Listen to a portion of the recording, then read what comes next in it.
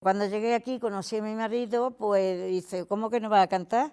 Tú claro que cantarás. Y ahora digo, pero a mí me gusta cantar, no me gusta cantar a capela, me gusta con música y con aquellos trajes, aquellos vestidos, que veo yo a las artistas como Juanita Reina, Marife de Triana, que es mi ídolo.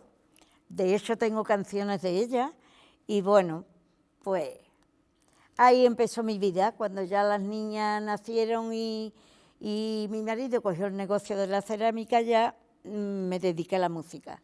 Mi marido tenía unos amigos que tenían esto, que grababan y tocaban música, y dice, oye, pues ¿por qué no montamos una discográfica? Montó una discográfica también, para que tengamos el sello propio nuestro.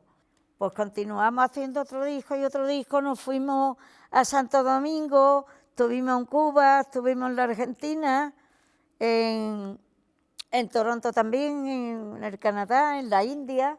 Uy, si yo he estado en muchos sitios, en Bali, Canadá, no he visto país con una riqueza más grande que esa. Canadá, Toronto, Quebec, Montreal, precioso, como de cuentos de hadas. Mucha agua, mucho verde.